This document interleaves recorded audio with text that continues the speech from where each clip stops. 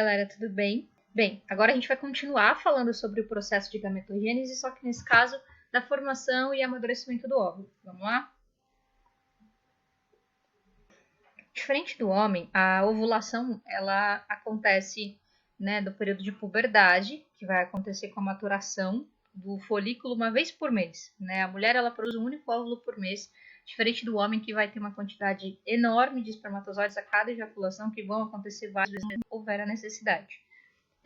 A mulher já nasce com os óvulos pré-fabricados, digamos assim. Então, ela não tem todos os processos de formação durante a puberdade. Além do desenvolvimento do útero, de toda a parte feminina, antes do nascimento, os óvulos também ficam já meio pré-fabricados esperando.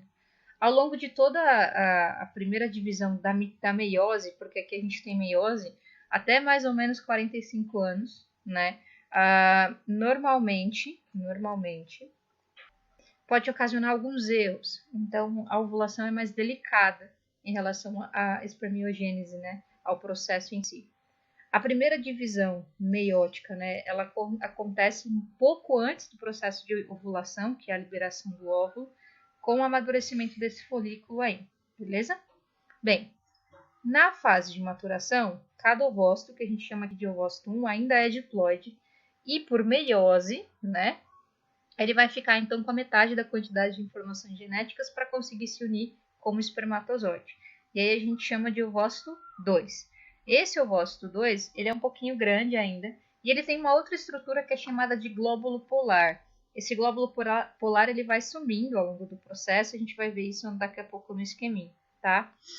Depois que o ovócito 2 se divide, também por meiose, ele dá origem a duas células diferentes, que também têm tamanhos diferentes. Uma é um outro glóbulo e a outra vai ser o ovócito, a ovótide, que vai então amadurecer no final do processo para formar o óvulo propriamente dito.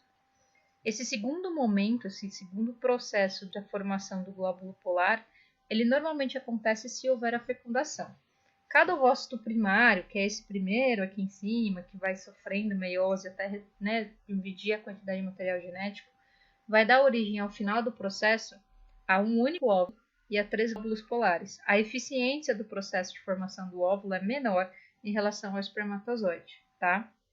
Bem, aqui está o processo de maturação do óvulo para a gente entender. Então, ele vai aumentando de tamanho, ele vai aumentando as membranas que protegem ele ao redor dele, para que ele possa ser liberado e maduro para então que ocorra a fecundação. Bem, tudo isso que eu falei acontece já numa segunda fase, quando o óvulo ele já está se preparando para a fecundação.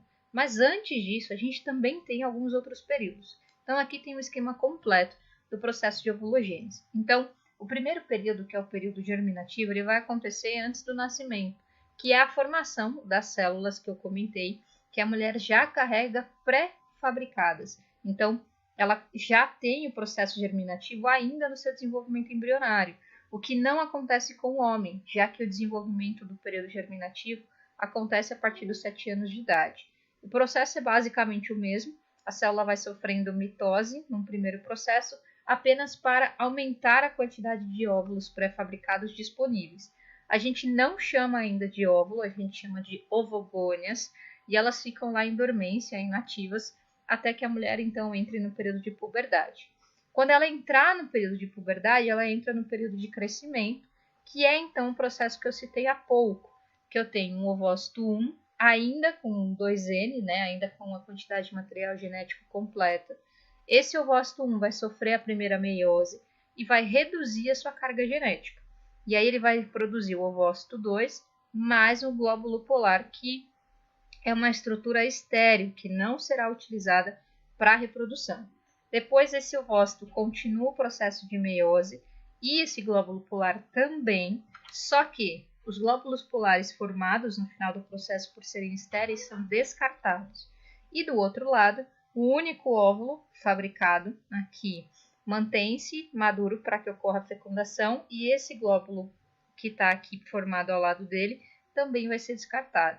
Lembrando que no final desse processo, todas essas células já são N, elas já carregam metade da informação genética para que ocorra a fecundação da maneira correta. Metade da informação genética no óvulo e metade da informação genética no espermatozoide, beleza? Bem, aqui só um comparativo final entre as duas células para a gente ver o quão diferente elas são, né, em relação às estruturas e ao processo também de formação delas, só para finalizar, beleza? Espero que tenha dado para entender as duas aulas. Até lá!